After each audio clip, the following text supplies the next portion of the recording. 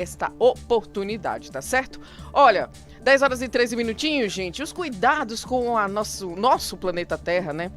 A conscientização sobre a coleta seletiva de lixo e a preservação do meio ambiente. Olha só que coisa bacana. Serão os temas deste ano de 2025 da campanha da fraternidade, promovida anualmente pela Conferência Nacional dos Bispos do Brasil, CNBB. Aqui na nossa capital potiguar, gente, a Arquidiocese de Natal está preparando aí uma série de ações de conscientização junto às paróquias e ao poder público acerca destes temas, né? E a campanha da fraternidade teve início já no último dia 9 de março, com o tema Fraternidade e Ecologia Integral e o lema Deus viu que tudo era muito bom. A escolha da campanha de 2025 teve aí uma série de motivações, né?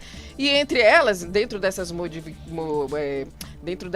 motivações, né? Os 800 anos da composição do Cântico das Criaturas de São Francisco de Assis, os 10 anos de publicação da carta encíclica Laudato Si, a recente publicação da exortação apostólica Laudate Deum, os 10 anos de criação da rede eclesial panamazônica e também, gente, a realização da COP30, esperadíssima para esse ano de 2025, lá em Belém do Pará, minha terra, sim, a primeira aí na Amazônia, não é bacana, né? E hoje o nosso Tribuna Livre, claro, está recebendo aqui nos nossos estúdios o arcebispo metropolitano de Natal, D. João Santos Cardoso, conosco, é claro, para falarmos sobre tudo isso, né, Dom João? Seja muito bem-vindo, prazer tê-lo conosco hoje, sobre um tema tão importante, sobre um momento tão importante de fé, de construção e de realizações também. Bom dia para o senhor. Bom dia, também o prezado ouvinte da Tribuna Livre, Andresa. Prazer é meu. E agradeço imensamente o espaço que nos é concedido de poder falar diretamente com os rádio-ouvintes da Tribuna Livre. Dom João, vamos começar falando um pouquinho sobre essa campanha deste ano. É uma campanha de muitos e muitos anos, uma campanha que reflete uma sabedoria importantíssima, geralmente, para os fiéis. Como é que essa campanha desse ano foi montada? A campanha da fraternidade desse ano tem como tema a ecologia integral, fraternidade e ecologia integral. Na verdade, outras campanhas já têm abordado esse tema. Sim. Me lembro quando as primeiras campanhas que tratou do tema da ecologia foi Preserve o que é de todos. Isso já faz muito tempo. E essa campanha ela foi montada a partir das motivações que você colocou de forma bem precisa. Como os 10 anos da Laudato Si, os 800 anos do Cântico das Criaturas de São Francisco, a COP30 que vamos realizar e depois toda a emergência que nós vivemos hoje da chamada crise climática, a crise ambiental, que coloca a urgência desse tema, que faz com que seja um tema que sempre reaparece, tanto na discussão nos ambientes acadêmicos, mas também nos ambientes eclesiais e na sociedade de modo geral.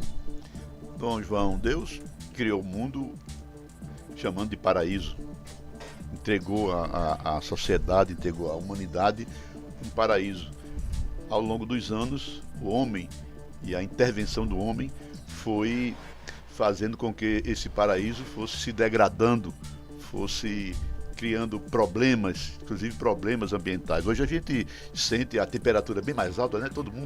Mamãe toma 8 banhos por dia, porque não aguenta o calor. Depois nós tivemos aquele período que a gente chama das pragas do Egito, a infestação de rãs, a chuva de pedras, os gafanhotos, a água vermelha, né? O rio Nilo que ficou vermelho e tal. Isso a intervenção do homem foi um sinal de Deus dizendo cuidem do planeta. Tem alguma coisa a ver? Sem dúvida, Edivan. E obrigado por fazer menção à teologia da criação. Quando nós lemos as primeiras partes da Bíblia, a teologia da criação de fato mostra isso. O mundo foi criado por Deus. E Deus fez e viu que tudo era muito bom. Ou seja, Deus criou o mundo perfeito. Nos colocou num paraíso. O Éden significa jardim. E a palavra Éden significa aquele jardim que pertencia ao Palácio Real. Então, na teologia da criação, é como se Deus, um rei, e o seu jardim privado, a terra, confiado a nós, como um dom, como um presente que ele nos deu, e esse presente deve ser por nós realmente cuidado. Na teologia da criação, geralmente, dentro daquela visão antropocêntrica do iluminismo e também do renascimento moderna, geralmente interpretou esse dominar no sentido de explorar, né, de fazer com que a natureza possa responder às perguntas que nós fazemos a ela. Mas esse dominar as criaturas é no sentido do cuidado, de quem guarda, de quem cuida, porque também o homem foi deixado na terra como um jardineiro.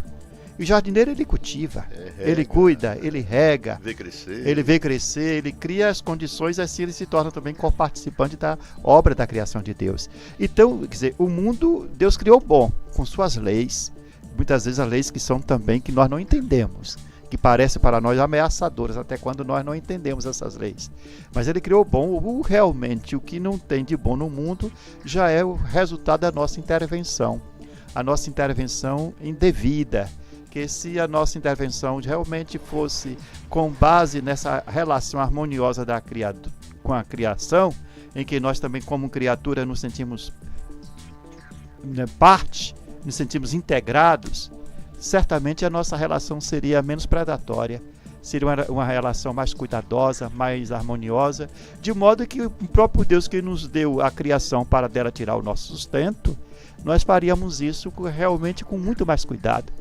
Mas, infelizmente, quando o pecado vai entrando, aí as condições vão ficando mais conflitivas. E é interessante na teologia da criação, o primeiro pecado, quando o homem comete aquele pecado de comer da fruta que Deus havia lhe proibido, que é o fruto do bem e do mal, ou aquela árvore do chamado do conhecimento, naquele momento em que, no fundo, que o primeiro pecado é o homem querer ser Deus.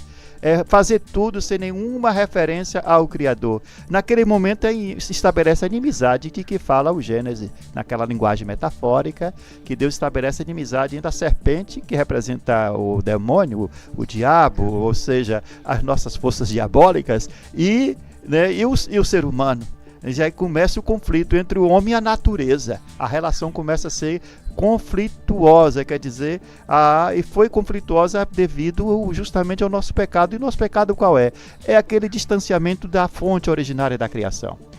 É o distanciamento do Criador. É querermos ter essa relação com a natureza, nos colocando no lugar de Deus, sem nenhuma referência a outra lei, senão, diremos assim, os nossos próprios interesses ou nosso próprio benefício. Ô, João, o Êxodo talvez é quem seja o livro que mais retrata questões ambientais. E aí a gente pode fazer aqui uma comparação entre Ramsés e Moisés, Ramsés que reinou aí 1300 anos antes de Cristo, a ambição do faraó e a vontade de Deus transmitida e revelada por Moisés.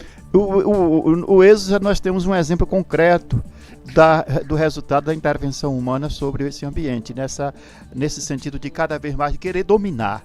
Não dominar, o desejo de dominação não é sobre a natureza também, mas é sobre os outros homens. Aí vem toda a questão que você lembrou da escravidão do povo de Deus no Egito por mais de 400 anos. Depois, quando esse povo quer sair de lá, todas as pragas que se vêm, que ameaçam a vida não só dos hebreus, mas também do faraó. Mas o Gênesis também já começa aquela relação conflitiva. Recordamos Noé.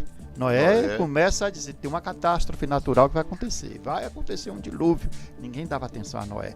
O Papa Francisco, na Laudato Del, que a Andresa citou, ele nos chama a atenção para essa crise climática. Isso é uma encíclica? É uma exortação apostólica. Sim. E ele justamente se comporta como Noé, dizendo, temos que fazer alguma coisa, senão a humanidade inteira vai perecer. Minha avó dizia, Dom João, que o mundo se acabou com água que agora vai se acabar com fogo. Acho que essa profecia parece que... Essa profecia tem antiga, fundamento. né? Eu já escutei também essas Dos profecias nossos populares. antepassados, A primeira criação, quer dizer, você acabou com água até ela surgiu renovada, e a outra vai ser no fogo. Tem muito sentido, né? Quando pensar uma energia nuclear, com bombas atômicas, ou mesmo superaquecimento. Sim.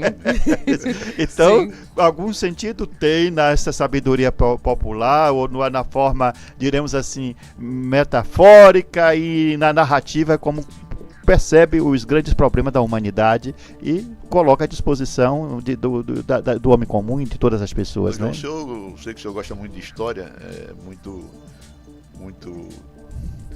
curioso, e acho que agora nesse seu apostolado à frente aqui da Arquidiocese de Natal, talvez se encha de muito lisonjeamento por conta da raiz da campanha da fraternidade, que foi aqui na Diocese de Natal, pelas mãos de um grupo de padres religiosas comandada por Dom Eugênio de Araújo Salles, né?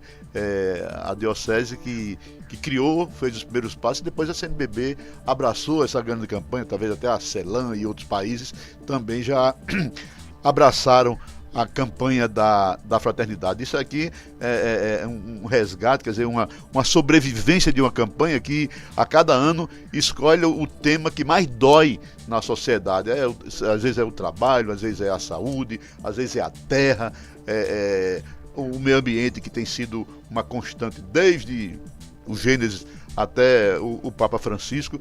Então, acho que é um momento também de muita alegria liderar o seu rebanho na terra onde nasceu a campanha da fraternidade. Esse resgate histórico que você faz é muito oportuno. Nos faz ter orgulho da Igreja de Natal. A Igreja de Natal tem uma história belíssima. A campanha da fraternidade surgiu com o movimento de Natal, com Dom Eugênio. Desde então, a campanha vem cada vez mais assumindo uma dimensão nacional. No início, tratando muito das questões mais internas, da evangelização, das questões mais, diremos, pastorais. Pouco a pouco, ela foi assumindo, foi dialogando com os problemas da sociedade e resultando também nessa campanha que se faz, que traz grandes benefícios para populações vulneráveis, para ajudar no sentido de incentivar a caridade, a promoção da pessoa humana. Então a campanha surgiu da Igreja de Natal e ela foi se ampliando. Depois para 4 dioceses do Nordeste, até se tornar hoje para o Brasil inteiro. Então, há mais de 60 anos. E é feito durante o período quaresmal, que é um tempo oportuno. Que é o tempo que nos prepara para a Páscoa, tempo que nós somos chamados à conversão. E a conversão, ela tem uma dimensão pessoal, mas também estrutural, e coloca uma situação da vida que pode até nos incomodar, para que justamente provoque a mudança no nosso estilo de vida. E a questão ambiental, nós sabemos que não é somente uma crise ambiental, é uma crise antropológica, sobretudo. É uma crise espiritual e ética. Por isso, para essa relação harmoniosa com o meio ambiente, com a natureza, com a criação, é necessário também de uma espiritualidade, diremos, ecológica, de harmonia com a natureza, de gratidão a Deus pela natureza que Ele nos deu, a terra que Ele nos deu, o planeta que Ele nos deu, como um dom que deve ser cuidado por nós, né? De louvar a Deus a partir dessa criação e de gratidão até quando nós nos sentamos para a refeição. O alimento vem da natureza, sim, fruto da terra, mas também do trabalho do homem. Então, a campanha da fraternidade com esse tema nos provoca uma chamada conversão ecológica, coloca também um outro pecado que até então não dávamos conta. Geralmente, quando nós pensamos no pecado, é um pecado que ofende a Deus, que ofende o irmão. Agora, há o pecado também que ofende a natureza, e quando nós ofendemos a natureza, nós pecamos. É necessário uma conversão da nossa parte para ter uma relação mais harmoniosa com toda a criação, com o ser humano, com as criaturas e com o próprio Criador. Dom João, eu queria que o senhor explicasse um pouco, porque às vezes a gente faz aquelas reuniões semanais, daquele livretozinho que integra a campanha da fraternidade, mas Meca, você não imagina o trabalho que os bispos têm para realizar e para apresentar à igreja o tema da campanha da fraternidade. É muito estudo, é muita pesquisa, É muita elaboração, é a cabeça inteligente da igreja que se reúne para elaborar com dados, com estudos, com pesquisas, com conferências, com documentos da igreja, tudo embasa aquele livro base da campanha da fraternidade. É muito trabalho, né, Dom João? Sim, o texto base, você lembrou muito bem, o texto base não é feito de forma empírica, improvisada. Você lembrou oportunamente, ali tem a colaboração de pesquisadores de diversas áreas, desde a teologia, da teologia bíblica, da sistemática, das ciências sociais, dados, né? Estatísticos. Isso, dados estatísticos. Então tem ali é um conjunto de pessoas. A igreja se serve, né, vamos dizer, da consulta e da assessoria especializada de diversos colaboradores que têm perito em diversos tipos, em diversas áreas, né, que fala que realmente de forma científica naquilo que a pessoa conhece. Por isso que é um texto que é muito rico, tanto do ponto de vista teológico, mas também do ponto de vista, diremos assim, sociológico, a depender da temática que é abordada. Dom João, esse ano a gente vai ter uma certa mudança, né? Algo um pouco mais específico, porque a igreja tem uma perspectiva de realizar algumas ações nas paróquias, nas comunidades relacionadas, né? Principalmente a esse tema, o tema desse ano, né? E a perspectiva também de um debate ali com o poder público. O que o senhor nos diz aí com relação a essas ações para esse ano de 2025? Sempre tem, durante o período quaresmal, há um debate que é promovido na Assembleia Legislativa, há um debate que é promovido também na Câmara de Vereadores, que é um debate também aberto com toda a sociedade, e há outras conferências. Já houve, por exemplo, uma conferência com os intelectuais, foi lá no Instituto Federal, intelectuais, profissionais liberais e também religiosos, de forma que outras iniciativas dessa natureza também serão realizadas durante o ano inteiro. Sim. E com um dos pontos altos dessas iniciativas é a chamada Caminhada da Solidariedade, que é realizada lá em torno do mês de setembro, de forma que a campanha ela é realizada de forma intensiva durante o período de quaresma, porém vai além do tempo quaresmal. Monsenhor Roberto, que é o vigário episcopal para as instituições sociais e caritativas, ele está querendo articular com a prefeitura. Sim. Essa proposta do lixo seletivo. Uhum. Pensada, seria uma grande passo que nós daríamos. Tudo isso, né? Porque geralmente a gente faz a coleta seletiva em casa.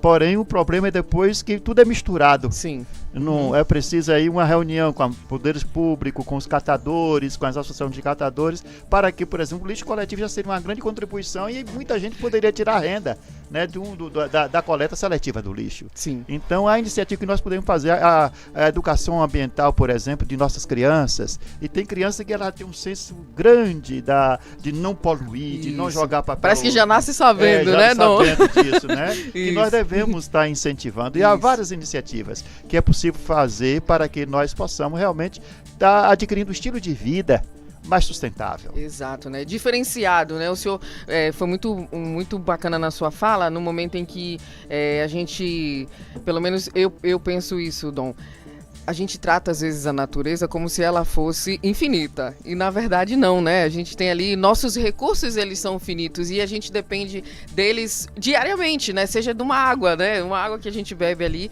é um recurso finito, mas que às vezes a gente não tem esse olhar, né, de finitude, e acaba trazendo ali perspectivas que não são as melhores e não são as mais positivas, e acredito que mais um ano aí dessa campanha da fraternidade, o objetivo é trazer essa ideia de finitude também. A gente precisa tratar a natureza da melhor maneira possível. Dentro desse cronograma, Dom, o que mais vai acontecer, né? Algumas coisas já aconteceram, a campanha vem acontecendo já desde o dia 8, né? E o que mais vai acontecer, principalmente durante este mês de março? Neste mês de março, até a Páscoa, sim, ainda deve acontecer essas discussões públicas, tanto na Assembleia quanto na Câmara. E também ainda deve acontecer o simpósio.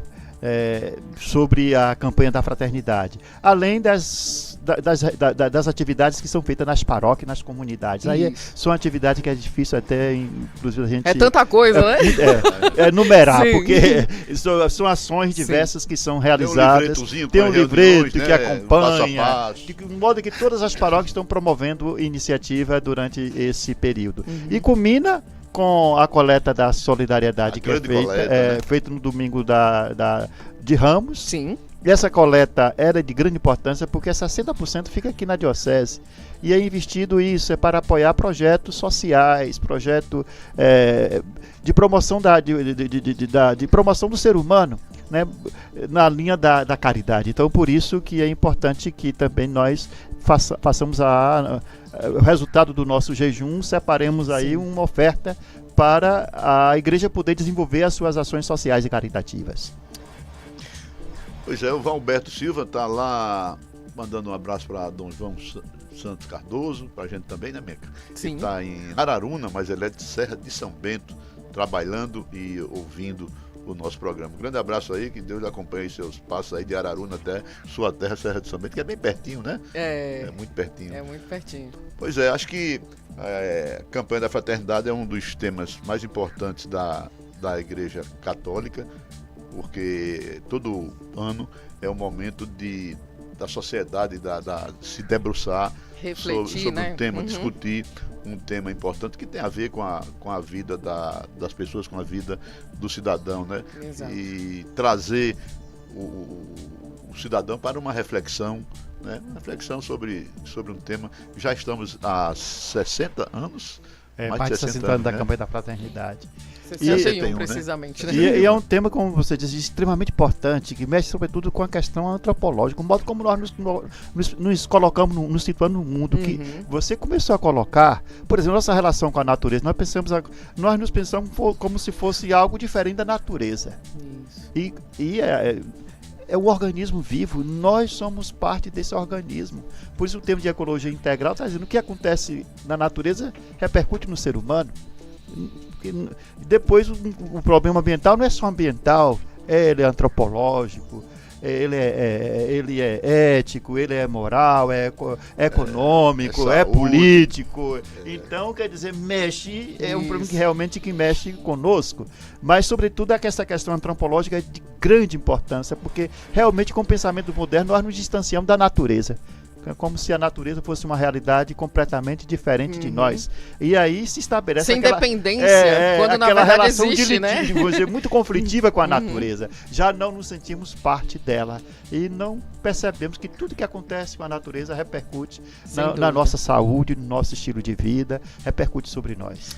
O que Menga falou no comentário inicial realmente já mostra a importância do tema, né? Porque rapidamente ela citou aí uns 2 ou 3 documentos da igreja, a COP 30, né, que vai acontecer agora, enfim, e São Francisco de Assis, né, que é um grande marco, um grande símbolo também da ecologia, da preservação do meio ambiente, de amor aos animais, ao meio ambiente e tal, e é da terra que nasce tudo aquilo que alimenta o homem, né? Então, preservar o meio ambiente, lutar para que as pessoas cada vez mais não virem um faraó ou destrua o meio ambiente é muito importante, porque é a vida do ser humano aqui na Terra, é a sobrevivência do nosso planeta. É a casa que nós vamos morar. É a casa que é o nosso então essa casa a gente tem que cuidar. É o nosso assim como a gente cuida da pequenininha casa nossa, a gente quer tudo organizado, também a gente tem que cuidar dessa casa que nós estamos agora usando, mas logo depois serão as outras gerações e nós temos a responsabilidade de deixar essa casa também em condições de uso para gerações que vão nos suceder.